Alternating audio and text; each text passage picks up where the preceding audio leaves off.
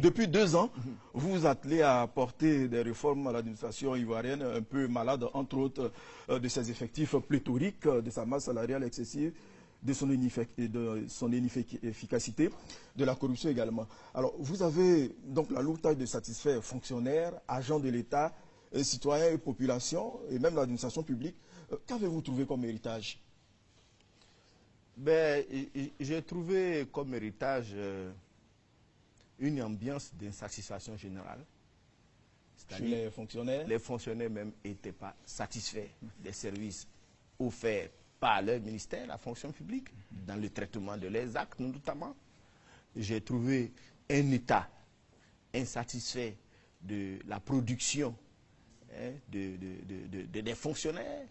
Et donc, j'ai trouvé en général une population qui n'est pas satisfaite de l'efficacité de l'administration générale.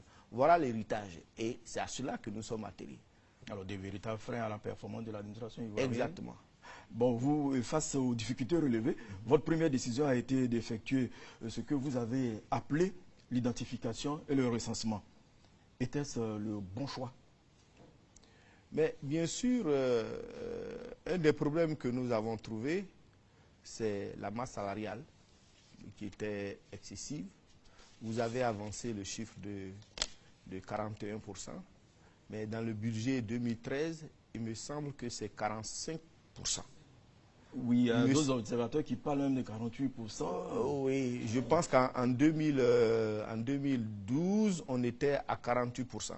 Et vous avez indiqué que la norme communautaire, c'est 35%. Mais ce n'est pas qu'une norme, c'est des règles de gestion de finances publiques. Vous ne pouvez pas utiliser plus du tiers de vos revenus pour payer les salaires. Vous ne pouvez pas. Sinon, vous remettez en cause tout le reste. Alors, cette émission me donne l'occasion de préciser des choses qui passent souvent inaperçues. On dit l'État, l'État, l'État. Mais l'État, c'est vous et moi, bien sûr, c'est tous les Ivoiriens. Les ressources qu'utilise l'État, ce sont simplement les impôts payés par tous les Ivoiriens. Et quand les Ivoiriens payent les impôts, ils attendent en retour un service public et un service social. Ils attendent qu'il y ait des hôpitaux publics, ils attendent qu'il y ait des écoles publiques, ils attendent des routes, ils attendent l'éclairage, ils attendent de l'eau. C'est pour ça que les Ivoiriens, comme tous les citoyens du monde, payent les impôts. Je trouve qu'il est indécent d'utiliser la moitié, presque la moitié de ces ressources pour payer les salaires d'environ 200 000 fonctionnaires et agents de l'État. C'est-à-dire aujourd'hui, si vous prenez 20 millions d'habitants, à peu près 1%, si je parle des travailleurs, bon, supposons qu'une famille africaine, c'est 10 personnes, 2 millions. 2 millions, ça fait quand même 10%. 10% qui consomment la moitié des efforts fournis par les 90%. Je trouve ça pas normal. Et nous sommes attelés à ce problème. Essayez de voir dans le fichier de la fonction publique qui n'avait pas droit d'être dans ce fichier. Alors donc nous avons commencé par un recensement. Tout à fait. Alors aujourd'hui, vous faites des mécontents. Est-ce que vos décisions sont impopulaires?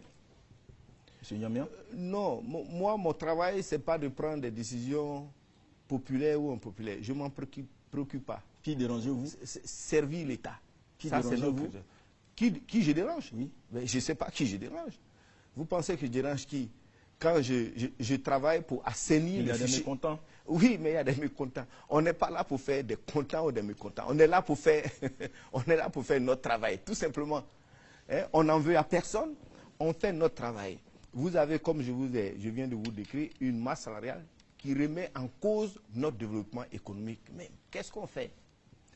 Est-ce qu'on continue d'augmenter les salaires? Est-ce qu'on continue de laisser dans le fichier de la fonction publique des gens qui émargent au budget de l'État, mais qui n'existent pas? Ou on continue de laisser dans ce fichier des gens qui s'y sont introduits frauduleusement? Ou bien vous avez du mal à vous faire comprendre? Par qui? Par ceux qui parlaient mécontents. Oh oui, ben, ça fait 2 ans que je suis là. Je suis persuadé que d'ici 5 ans, ils comprendront mon travail. Je l'ai fait à la douane. J'ai commencé avec 2 syndicats, j'ai fini avec 7. Aujourd'hui, il y a beaucoup de douaniers qui ont compris le travail que j'ai fait et certains même me réclament. Nous espérons que me réclameront les fonctionnaires.